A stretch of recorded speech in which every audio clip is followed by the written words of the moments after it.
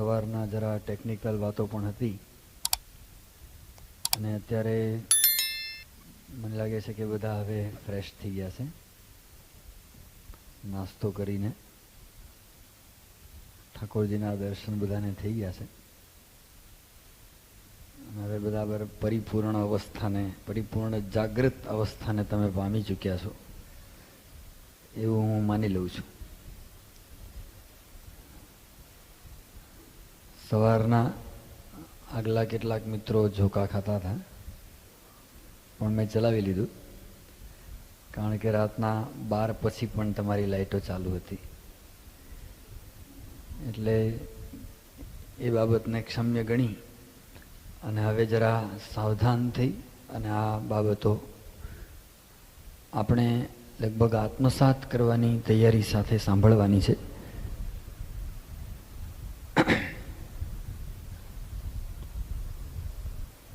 હમણાં જે આપણે વાત સવારે કરી એના આધારે આપણને એવો એક ખ્યાલ આવે છે કે શાસ્ત્રીજી મહારાજને કોઈ સાથે વિદ્વેષ અથવા કોઈ સાથે વૈમનસ્ય નહોતું. એમને માત્ર અને માત્ર એક શ્રીજી મહારાજે આપેલા સત્ય સનાતન સિદ્ધાંતનો કેવી રીતે આ પૃથ્વી ઉપર પ્રસાર થાય અને એ સિદ્ધાંત કેવી રીતે એસ્ટાબ્લિશ થાય, પ્રસ્થાપિત થાય, એને માટે એમના મનની અંદર અત્યંત ઝંખના રહ્યા કરતી અને એને માટે જ એમણે ભગવા ત્યાગ કરવા પડ્યા તો પણ એ તૈયાર રહ્યા. 2 વર્ષ સુધી અપમાનો સહન કર્યા. આ બાજુના જ વિસ્તારની અંદર બોચાસણની આજુબાજુ, અહીંયા વડતાલ અને વડતાલની આજુબાજુના જ ગામડાઓમાં ફરવાનું થાય, ઠાસરા કે ડભોઈ કે એ બધા ગામોમાં વિચરણ કરે અને લોકો પૂછે કે આ કેમ છે, તો એના જવાબ આપવા માટે એ ભગતજી મહારાજના મહિમાની વાતો કરતા. કોઈ એમ પૂછે કે તમને આ ભગવા કેમ ઉતરાવ્યા, તો કે બેસો તમને વાત કરું, એમ કરીને એને પાછી અક્ષર પુરુષોત્તમ ઉપાસનાની વાત કરે. એ તો હદ કહેવાય.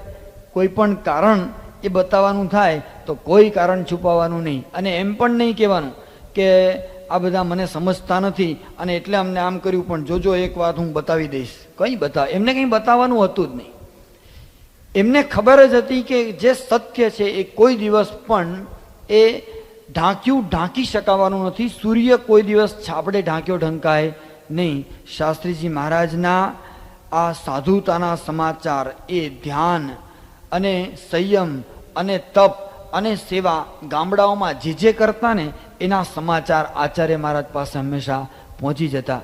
અને એક વિશેષ વાત તો એમાં એ બનતી કે જ્યારે આચાર્ય મહારાજ પાસે વાત જાય ત્યારે બધા કે આચાર્ય મહારાજનું મંડળ એ ધ્યાની મંડળ.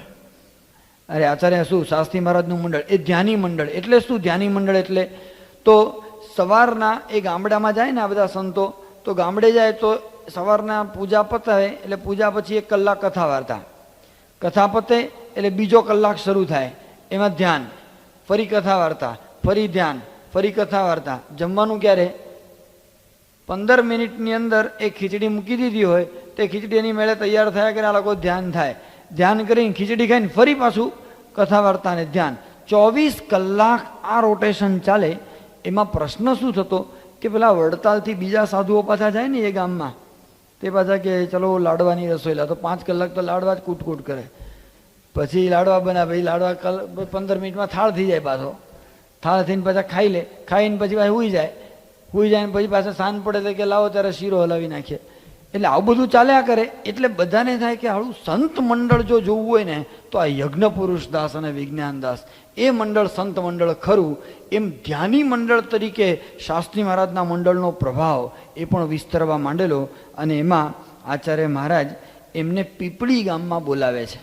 યાદ રાખો, સ્વામીને હજુ ભગવા પહેર્યા નથી, હજુ એ ધોળા કપડામાં જ છે, એટલે કે સત્સંગથી બહાર રહે છે. વડતાલમાં મંદિરમાં ખાલી દર્શન સિવાય આવી શકાતું નથી, એ સ્થિતિની અંદર છે. જેણે મા બાપ છોડી દીધા છે અને જેણે સંસ્થાને અપનાવી છે એને સંસ્થાએ પણ છોડી દીધા છે. એટલે નથી ઘરના અને નથી ઘાટના. આવી દુઃખદ પરિસ્થિતિની વચ્ચે શાસ્ત્રીજી મહારાજની અવસ્થા એક લોલક જેવી થાય છે કે ક્યાં જવું. એમાં આચાર્ય મહારાજને દયા આવી, આવા સમાચારો સાંભળ્યા સારા, એટલે આચાર્ય મહારાજે પીપળી ગામમાં બોલાવ્યા. ત્યાં શું થયું એનો એક અહેવાલ પત્ર એ શાસ્ત્રી મહારાજ ભગતજી મહારાજ ઉપર મહુવા લખીને મોકલે છે. અને શું કહે છે કે મહારાજશ્રીએ પીપળી ગામમાં મને બોલાવ્યો અને મહારાજ મને કહે, તમે 12 મહિના સુધી ઉપાધિ થાય એવી રીતે બહાર વાતો કરશો નહીં. સમજ્યા તમે? ઉપાધિ થાય એવી વાતો ન કરવી એટલે શું? અક્ષર પુરુષોત્તમની વાત નહીં કરવાની ને ભગતજીનું નામ માત્ર નહીં દેવાનું. આચાર્ય મહારાજ સ્વામીને સૂચના આપે છે અને કહે છે કે તમારા મનમાં એમ છે કે ભગતજીના દર્શન કરવા અને મહુવાથી અહીંયા બોલાવવા, તો હું જરૂર ભગતને બોલાવીશ. મારે તમારે વિશે હેત છે અને હું કહું છું એમ તમે કરો છો, માટે તમારા મનસુબા મારે પૂરા કરવા. અને આ એક છેલ્લું વાક્ય સાંભળજો. કોણ બોલે છે? આચાર્ય મહારાજના લેવલ પરથી એ બોલે છે. એમ કહે છે કે મારા મનથી એમ છે કે ભગતનું જ્ઞાન બધે પ્રવર્તે. કોણ બોલે છે? આ વિહારીલાલજી મહારાજ બોલે છે કે ભગતનું જ્ઞાન બધે પ્રવર્તે. એનો અર્થ એવો થાય કે ઊંડે ઊંડે આચાર્ય મહારાજ આ વાત સાચી છે એમ સમજતા, પણ કોના ડરથી? જે સર્વસત્તાધીશ હતા આ સંપ્રદાયના, એ કોના ડરથી ડરતા? એ ડરતા ફક્ત ભેખધારી સાધુઓથી, કે જે ફક્ત આ લુગડા સાધુના હતા, પણ અંદર ખાને એ મહા અસુર હતા. એના ડરથી આચાર્ય મહારાજ પણ ધ્રુજતા. એ આચાર્ય મહારાજને આવી પરિસ્થિતિ આવી છે એટલે એ વખતે આચાર્ય મહારાજે કીધું કે હવે તમને અમે ભગવા આપીએ છીએ. પછી સ્વામી કે વિજ્ઞાનદાસને, તો કે વિજ્ઞાનદાસને ધુલિયા ભગવા આપી દઈશું. પણ કે છે કે અમારા બીજા સંતો 6 સંતો એ બધાને એકાદ મહિનાના અંતરે થોડા દિવસે બધાને ભગવા પાછા આપ્યા. નામ એનું એ જ રાખ્યું. નહીંતર શું થાય ખબર છે? ધારો કે કોઈ સાધુને રવાના કરે, પછી ધારો કે એને ફરી પાછો સાધુ કરે ને તો એનું નામ બદલી નાખે. એવો સંપ્રદાયનો શિરસ્તો છે, તો એનું નામ બદલી નાખે. પણ શાસ્ત્રી મહારાજનું તો નામ બદલ્યું જ નહીં. એટલો પ્રભાવ સ્વામીનો હતો ને કે કોઠારી ગોરધનદાસે કીધું કે નામ તો શાસ્ત્રી યજ્ઞપુરુષ દાસ જ રહેશે. એટલે આચાર્ય મહારાજ પણ કંઈ બોલ્યા નહીં. એવી રીતે અભ્યાસ પછી કરવાનો થયો. હવે ભગવાધારી થયા, હવે ફરી પાછા સંપ્રદાયમાં અપનાવ્યા. આચાર્ય મહારાજના મનમાં હતું કે આ બહુ વિદ્વાન સંત છે અને આગળ ઉપર ભણશે તો સંપ્રદાયનું નામ રોશન કરે એવો છે. એટલે સ્વામીને કહે કે હવે તમે અભ્યાસ કરો. હવે અભ્યાસ કરવા એ ઠાસરા રહ્યા. અને એ વખતે ઠાસરામાં મુરલીધર દાસ કરીને એક ઉપેન્દ્રાનંદ સ્વામીના શિષ્ય, જેમ સ્વામી વિજ્ઞાનાનંદ સ્વામીના એવી રીતે પેલા ઉપેન્દ્રાનંદ સ્વામીના, આ ઉપેન્દ્રાનંદ સ્વામીના શિષ્ય મુરલીધર દાસ મોટી ઉંમરના, પણ એમના મનની અંદર આ બધી ગરબડ, એટલે એને લાગે, એને ગરબડ લાગે, એને વાત બેસે નહીં, ઉપાસનાની વાત. અને શાસ્ત્રી મહારાજનો પ્રભાવ એટલો બધો જોયો. અને શાસ્ત્રી મહારાજે ભગતજી મહારાજના મહિમાની વાત, બહુ લાંબો પ્રસંગ છે, આપણે તો ટૂંકમાં કહીએ છીએ. એ વિસ્તારપૂર્વક શાસ્ત્રી મહારાજે મહિમાની વાતો કરી. અને મુરલીધર દાસનો દ્વેષ, એ જે એનો દ્વેષ હતો ને એ દ્વેષ પણ શમી ગયો. તો ક્યાં સુધી વાત આવી કે મુરલીધર દાસે એમ કીધું કે શાસ્ત્રી, જો તમે મને આ વાત સમજાવી ન હોત તો હું પણ ઘણી ખોટમાં રહી જાત. એ મુરલીધર દાસ એ જ્યારે સદભાવ પામે છે એ વખતે શાસ્ત્રી મહારાજ એક કાગળ એ વિજ્ઞાનદાસને ધુલિયા લખે છે. 1891નો આ કાગળ છે. એમાં લખે છે, મુરલીધર દાસ મારી સાથે ઘણું સારું હેત રાખે છે અને હવે એને અવગુણ નથી. એનો અર્થ અત્યાર સુધી ગોદા મારતા હતા, કોઈએ શાસ્ત્રી મહારાજને છોડ્યા નતા. યાદ રાખો, સ્વામીની ઉંમર હજુ તો 25 થી 30ની વચ્ચે છે.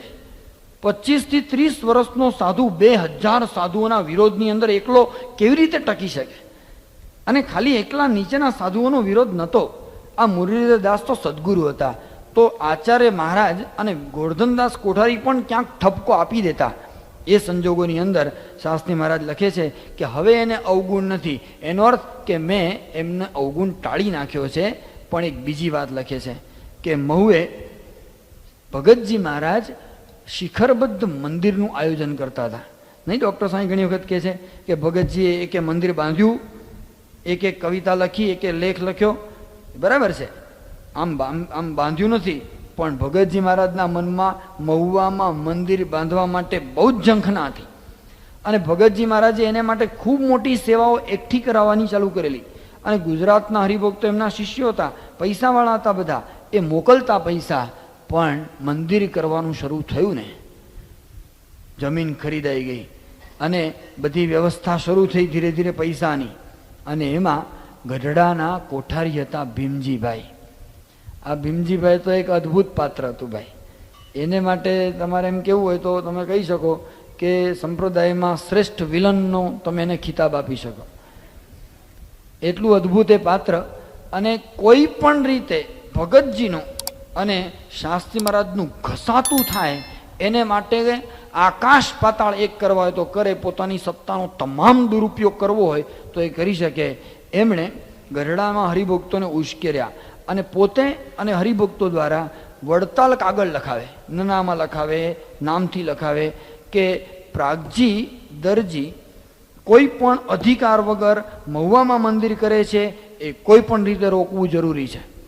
અને છેવટે એ પ્રેશરથી દબાઈને આચાર્ય મહારાજને કીધું ને, સત્તાધીશ ખરા પણ હા બધા પાણીમાં બેસી ગયેલા. એટલે એણે કીધું કે મહુવા ઓર્ડર લખી દીધો કે હવેથી મહુવામાં મંદિર બાંધવાની મનાઈ છે. એ અંગે કોઈએ પણ ભગતજીને મની ઓર્ડર કરવા નહીં. અને ત્યાં આગળ મંદિરના કામ ઉપર સ્ટે મૂકી દીધો. એ પત્ર ત્યાં આગળ લખી અને જણાવે છે, કુંજ વિહારીદાસ વગેરે સાધુએ મહારાજને ભગતજીના અને આપણા બહુ અવગુણ ભર્યા. કુંજ વિહારી પાછા વડતાલમાં, પેલા ગઢડામાં, આ બે જણા પાછા આમ સંપેલા. એટલે એ બે જણાના પ્રેશરથી આચાર્ય મહારાજને એટલી બધી પેલી કાન ભંભેરણી કરે. એટલે કોઠારી ગોરધનભાઈએ મને કહ્યું, શાસ્ત્રી મહારાજ લખે છે કે મને કહ્યું કે આ તમારા અવગુણની વાતો કરે છે, આ વાત સાચી છે. એટલે મેં સાચી વાત શાસ્ત્રી મહારાજ કે કહી દીધી કે અમે શું ખોટું કરીએ છીએ બતાવો. અમે નિષ્કામ ધર્મમાં લોચા માર્યા, સ્ત્રી ધનના ત્યાગમાં અમે લોચા મારીએ છીએ, અમે પંચવર્તમાનની મર્યાદા લોપી, અમે વડતાલ મંદિરના અભાવ અવગુણની વાતો કે દ્રોહની વાતોમાં પડીએ છીએ. અહીંયા આગળના સાધુઓ ભગતજીને ઝેર આપવા સુધી ગયા, એ ઝેર આપવા સુધીની વાતો અમે સત્સંગમાં પ્રવર્તાવી. અમે કંઈક પણ ખોટું કામ કરતા હોય તો તમે કહો. ગોરધનભાઈ કે હું તો જાણું છું ભાઈ, તમારી વાત, તમે સીધા સાદા અને સાધુ મૂર્તિ સંતો છો, પવિત્ર, પણ આચાર્ય મહારાજને કોણ કે? શાસ્ત્રી મહારાજ કે તમે કહેતા હોય તો હું કહું. આચાર્ય મહારાજને ડાયરેક્ટ કહેવાનું. આજે ધારો કે એક નાનો સાધુ 5 વર્ષથી દીક્ષા લીધી હોય અને પ્રમુખ સ્વામી મહારાજને સલાહ આપવા જાય ને, એ કેવું, એના જેવી આ વાત હતી. તો શાસ્ત્રી મહારાજ કે મેં આચાર્ય મહારાજને કહ્યું, પત્રમાં લખે છે, આચાર્યને કહો. ત્યારે મેં કહ્યું આચાર્ય મહારાજને કે મહારાજ અમારામાં વાંક હોય તો એકાંતમાં કહો, પણ તમે લોકોની વચ્ચે કહો છો એટલે લોકો બધા અમની પર ચડી વાગે છે. એટલે આચાર્ય પણ મોડા પડ્યા છે અને જ્યારે મને દેખે ત્યારે કહે છે તમે તો મહુવા જવાના છો. સમજ્યા? આચાર્ય મહારાજને જ્યારે સ્વામીએ કહ્યું ને કે તમે આવા અમને ખોટે ખોટું દબાવવાની જરૂર નથી, એ વખતે સ્વામીની ઉંમર ફક્ત 26 વર્ષની હતી. 26 વર્ષની ઉંમરે આચાર્ય મહારાજને પણ આવી રીતે કહી શકે એ શાસ્ત્રી મહારાજની શુરવીરતા. પણ મહુવા મંદિર બંધ થયું બનાવવાનું. એટલે એ દરમિયાન શાસ્ત્રી મહારાજને પણ ઠાસરા ભણતા હતા તો ઠાસરામાંથી ઉઠાવ્યા. કારણ કે મહુવા શું ત્યાંથી વડતાલ નજીક પડે, વડતાલ નજીક પડે એટલે ત્યાંથી એમના પણ સંદેશાની આપ લે થાય. એટલે આ લોકોને થાય કે હજી ને વડતાલથી દૂર મોકલો, ભણાવવા જ છે તો. એટલે વડતાલથી દૂર મોકલવા માટે છેવટે નક્કી કર્યું કે વડોદરા મોકલવા. એટલે શાસ્ત્રી મહારાજને ત્યાંથી વડોદરા મોકલ્યા. હવે એમાં થયું છે શું, ત્યાં વડોદરામાં શાસ્ત્રી મહારાજ ભણતા હતા એ દરમિયાન, હજુ તો ચાલુ છે અભ્યાસ, સ્ટડી પૂરો નથી કર્યો, એ દરમિયાન ગઢડામાં એક મોટો મહોત્સવ આવ્યો. અને આ મહોત્સવ એ લક્ષ્મીવાડીમાં જે મંદિર છે, મહારાજ ધામમાં ગયા એ સ્થળ ઉપર, તો ત્યાં મૂર્તિ પ્રતિષ્ઠા બધું હતું. તો આ 1893નો પ્રસંગ છે. એ વખતે આખા ગુજરાતના અને કેટલાક કાશીના બહુ જ મોટા વિદ્વાનો ત્યાં આગળ ભેગા થયેલા. એમાં એક બહુ મોટું નામ હતું મહીધર શાસ્ત્રી. નામ જ એવું પ્રભાવશાળી, કામ પણ એવું પ્રભાવશાળી, અને બોલવામાં વાચસ્પતિની ડિગ્રી, બોલવામાં ધારા પ્રવાહ સંસ્કૃતની અંદર બોલે. અને પ્રતિષ્ઠા પૂરી થઈને લગભગ આપણા 1,500 સાધુઓ બેઠા હશે. સંપ્રદાયના 1,500 સાધુઓ, આ બાજુ લગભગ 15,000 હરિભક્તો, પ્રતિષ્ઠાનો ઉત્સવ મહારાજના સ્થાન પર. ભગતજી મહારાજને પણ આમંત્રણ આપેલું એટલે આવેલા. ભગતજી મહારાજને આમંત્રણ મળે ને તો જ જવાય, નહીં તો પોતાની જાતે ન જઈ શકે. ધારો કે તમારે જવું હોય અત્યારે ગોંડલ, તો તમને કોઈ રોકે?